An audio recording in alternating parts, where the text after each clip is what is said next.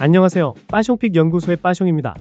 이번 승무패 58회차는 상당히 특별한데요. 14경기 전부가 국가대표 경기로 구성되어 있습니다.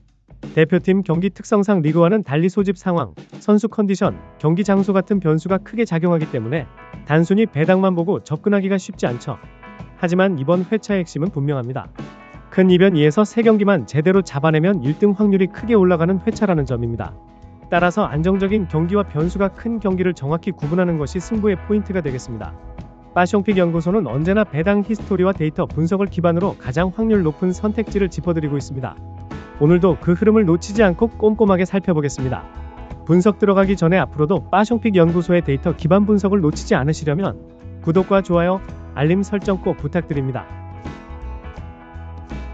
그럼 지금부터 승무패 58회차 국가대표 경기 분석 시작하겠습니다. 첫 번째 경기는 아르메니 대 아일랜드입니다.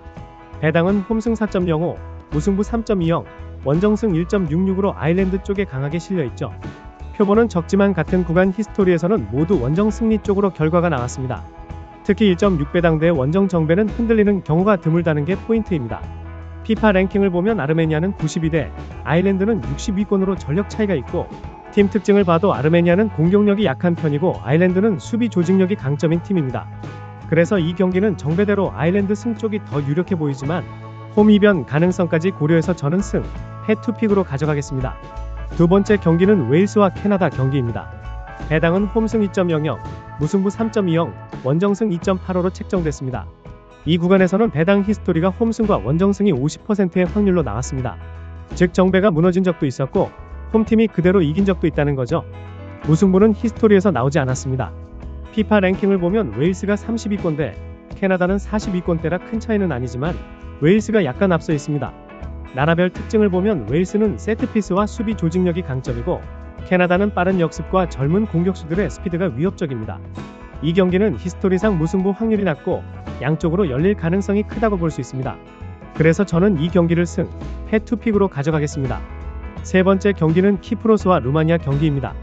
배당을 보면 홈승 5.40, 무승부 3.65, 원정승 1.42로 루마니아 쪽 정배가 아주 강하게 잡혀 있습니다. 배당 히스토리를 살펴보면 같은 구간에서 모두 원정 승리로 끝났습니다. 1.4배당 대 원정 정배는 이변이 거의 나오지 않는 구간이라 흐름상 루마니아 쪽으로 보는 게 맞습니다. 피파 랭킹을 보더라도 루마니아는 42대, 키프로스는 120위권대라 객관적인 전력 차이가 큽니다. 나라별 특징을 보면 키프로스는 홈에서 끈끈하게 버티는 편이지만 공격력이 약하고 실점이 많습니다. 반대로 루마니아는 조직적인 수비와 중원 장악력이 강점이라 이런 매치업에서는 흔들릴 가능성이 적습니다. 그래서 이 경기는 배당 히스토리와 랭킹 모두 루마니아 승 쪽으로 일치합니다. 저는 패 단일 픽으로 가겠습니다. 네 번째 경기는 보스니아와 오스트리아 경기입니다. 배당은 홈승 4.40, 무승부 3.30, 원정승 1.58로 오스트리아 쪽이 정배당으로 크게 잡혀 있습니다. 같은 구간 히스토리를 보면 승과 패가 50%씩 나온 이력이 있습니다. 1.5에서 1.6대 배당에서 원정 정배는 대체로 잘 지켜지는 구간이긴 하지만 간헐적으로 홈에서 이변이 나온 경우도 있었습니다. 피파 랭킹을 보면 오스트리아는 25위권, 보스니아는 60위권대로 차이가 크고 팀 스타일도 오스트리아는 조직적인 압박과 중원 장악력이 강점인 반면 보스니아는 몇몇 개인기량 좋은 투수에 의존하는 경향이 있습니다. 따라서 기본적으로는 오스트리아 승 쪽이 유력하지만 배당 히스토리상 이변 가능성도 열려있기 때문에 저는 이 경기를 승, 패투픽으로 가져가겠습니다. 다섯 번째 경기는 프랑스와 아이슬란드 경기입니다. 배당을 보면 홈승 1.01, 무승부 8.20, 원정승 19.50으로 사실상 프랑스 승리를 전제로 깔고 들어가는 구간입니다. 배당 히스토리에서 이러한 1.0대 극단적 배당 구간은 지금까지 모두 홈팀 승리로 끝났습니다. 즉 이 구간은 이변이 거의 나오지 않는다는 게 특징입니다. 피파 랭킹을 봐도 프랑스는 2위권, 아이슬란드는 72대라 전력 차이가 압도적이고 전술적 개인적 역량 모두에서 프랑스가 크게 앞섭니다. 따라서 이 경기는 고민할 필요가 없는 매치업입니다. 저는 당연히 승 단일 픽으로 가겠습니다. 여섯 번째 경기는 세르비아와 잉글랜드 경기입니다. 배당을 보면 홈승 4.20, 무승부 3.25, 원정승 1.62로 잉글랜드 쪽에 정배가 강하게 실렸습니다. 표본은 적지만 같은 구간에서는 원정 승리로 끝난 기록이 있습니다. 1.6배당 대 원정 정배는 전반적으로 잘 지켜지는 편이라는 것도 참고할 수 있겠죠. 피파 랭킹을 보면 잉글랜드는 5위권, 세르비아는 32위권대라 차이가 있고 팀 특징을 봐도 잉글랜드는 선수층이 두텁고 조직력이 안정적인 반면 세르비아는 피지컬은 좋지만 수비가 흔들리는 경우가 많습니다. 따라서 이 경기는 잉글랜드 쪽으로 무게를 두는 게 맞다고 봅니다. 저는 패 단일 픽으로 가겠습니다. 7번째 경기는 알바니아와 라트비아 경기입니다. 배당은 홈승 1.29, 무승부 3.80, 원정승 8.00으로 알바니아 쪽에 강하게 정배가 실려 있습니다. 표본은 적지만 이 구간에서는 홈 승리로 끝난 기록이 있습니다. 1.2에서 1.3대 배당대는 대체로 홈 정배가 잘 지켜지는 구간이라 큰 이변 가능성은 높지 않다고 봅니다. 피파 랭킹을 보면 알바니아는 52권대, 라트비아는 132대라 전력 차이가 큽니다. 알바니아는 최근 수비 안정감이 좋아졌고 라트비아는 유럽 약체 중 하나로 원정에서 쉽게 무너지는 모습을 자주 보여왔습니다. 따라서 이 경기는 무리 없이 알바니아 승 쪽으로 가는 게 맞다고 보입니다.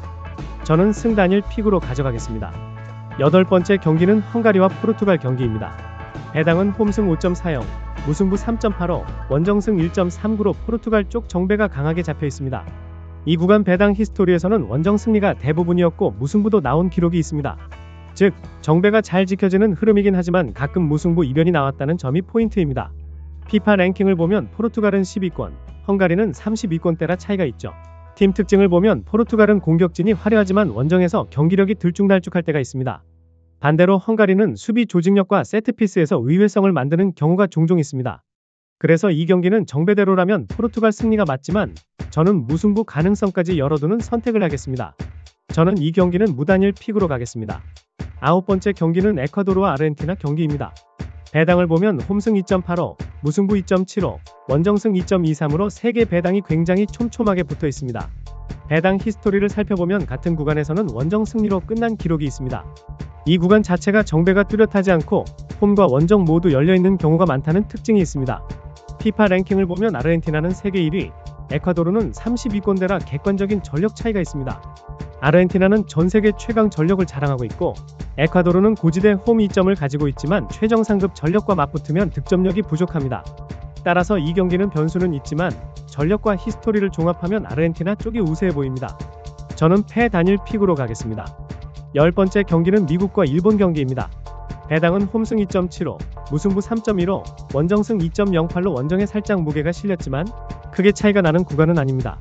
배당 히스토리에서도 같은 구간에서는 홈 승리로 끝난 기록이 있습니다. 이런 두 배대 중후반 배당은 정배가 뚜렷하지 않고 이변도 자주 나오는 특징이 있습니다. 피파 랭킹을 보면 미국은 11위권, 일본은 17위권으로 두 팀 모두 상위권에 위치해 있습니다. 팀 특징을 보면 미국은 피지컬과 압박 강도가 강점이고 일본은 조직적인 패스 플레이와 순간적인 스피드가 돋보입니다. 전력상 큰 차이가 없는 매치업이라 팽팽하게 흘러갈 수 있지만 배당 히스토리와 홈 이점을 감안하면 저는 승 단일 픽, 미국 쪽을 선택하겠습니다. 11번째 경기는 페루와 파라과이 경기입니다. 배당을 보면 홈승 2.02, 무승부 2.75, 원정승 3.40으로 홈팀인 페루 쪽이 살짝 우위에 잡혀 있습니다. 배당 히스토리상에서 이 구간에서는 홈 승리, 무승부, 원정 승리까지 3가지 결과가 모두 나온 적이 있습니다. 즉, 정배가 뚜렷하게 지켜지지 않고 어느 쪽으로든 열려있는 구간이라고 볼 수 있죠. 피파 랭킹을 보면 페루는 32권대, 파라과이는 42권대라 객관적 전력 차이는 크지 않습니다. 팀 특징을 보면 페루는 홈에서 끈끈하게 버티는 힘이 있고 파라과이는 전통적으로 수비 조직력이 강합니다. 이 경기는 배당 히스토리와 전력 차이를 종합했을 때 어느 한쪽으로 단정 짓기 어려운 매치업입니다. 그래서 저는 이 경기를 승, 무, 패 3픽으로 가져가겠습니다. 12번째 경기는 베네수엘라와 콜롬비아 경기입니다. 배당을 보면 홈승 2.17, 무승부 2.90, 원정승 2.80으로 3배당이 크게 차이 나지 않습니다. 사실상 박빙 매치업으로 잡힌 거죠. 이 구간에서의 배당 히스토리는 홈 승리와 무승부 결과가 주로 나왔습니다. 원정 쪽으로는 잘 흘러가지 않았다는 특징입니다. 피파 랭킹을 보면 콜롬비아가 12위권, 베네수엘라는 50위권대라 객관적으로는 콜롬비아가 앞서 있습니다. 하지만 남미 예선 특유의 변수, 특히 베네수엘라가 홈에서 의외의 힘을 발휘하는 경우가 많습니다. 따라서 배당 히스토리와 홈 변수까지 감안했을 때 저는 이 경기를 승, 무투픽으로 가져가겠습니다. 13번째 경기는 칠레와 우루과이 경기입니다. 배당을 보면 홈승 2.90, 무승부 2.90, 원정승 2.11로 원정 쪽이 살짝 우위에 잡혀 있습니다. 배당 히스토리에서 같은 구간에서는 원정 승리로 끝난 기록이 있습니다. 이 구간은 배당이 촘촘하게 붙어 있어서 접전 양상이 많지만 원정 정배가 지켜지는 경우가 상대적으로 더 많았습니다. 피파 랭킹을 보면 우루과이는 15위권, 칠레는 42권대라 전력 차이가 분명히 존재합니다. 칠레는 홈에서 끈끈한 힘은 있지만 세대 교체가 늦어 공격력이 예전 같지 않고 우루과이는 젊은 공격수들과 중원의 에너지로 최근 흐름이 좋은 편입니다. 따라서 이 경기는 배당 히스토리와 전력 차이를 감안했을 때 저는 패 단일 픽으로 가겠습니다. 마지막 14번째 경기는 멕시코와 한국 경기입니다. 배당은 홈승 2.20, 무승부 3.10, 원정승 2.60으로 세 배당이 크게 차이나지 않고 박빙으로 잡혀 있습니다. 이 구간의 배당 히스토리에서는 무승부가 자주 나온 기록이 있습니다. 즉, 정배가 뚜렷하지 않은 상황에서 승부가 갈리지 않고 비기는 경우가 많았다는 거죠. 피파 랭킹을 보면 멕시코는 15위권, 한국은 20위권대로 비슷한 수준입니다. 멕시코는 홈에서 강한 압박과 빠른 전환이 장점이고, 한국은 공격진에서 개인 기량이 뛰어난 선수들이 있지만 수비 뒷공간에서 불안한 장면이 많습니다. 종합적으로 보면 배당 히스토리와 전력 구도를 고려했을 때 이 경기는 무승부 가능성이 가장 높다고 보입니다. 저는 이 경기를 무단일 픽으로 가져가겠습니다. 이렇게 해서 승무패 58회차 국가대표 경기 14경기를 모두 살펴봤습니다. 이번 회차는 전부 국가대표 경기라서 리그 경기와는 달리 소집 상황이나 컨디션 변수들이 크게 작용할 수 있다는 게 특징이었죠. 배당 히스토리를 보면 극단적인 정배 구간은 거의 흔들림이 없었고, 반대로 배당이 비슷하게 붙은 구간에서는 무승부나 이변 가능성이 자주 보였습니다. 특히 1.6배당 대 원정 정배는 흔들림이 적었고, 균형 배당 구간에서는 무승부가 많이 나왔다는 점을 체크하시면 좋겠습니다. 이번 회차는 말씀드린 대로 큰 이변 2에서 3개만 잡아도 상위 등수에 갈 확률이 높은 회차입니다. 저는 히스토리와 랭킹, 나라별 특징을 종합해서 가장 확률 높은 선택지를 말씀드렸으니 여러분도 전략에 맞게 참고하시길 바랍니다. 오늘 영상이 도움이 되셨다면 구독과 좋아요, 알림 설정 꼭 부탁드리고요. 빠숑픽 연구소는 앞으로도 데이터와 배당 히스토리를 기반으로 한 분석으로 찾아뵙겠습니다. 다음 회차에서 다시 뵙겠습니다. 감사합니다.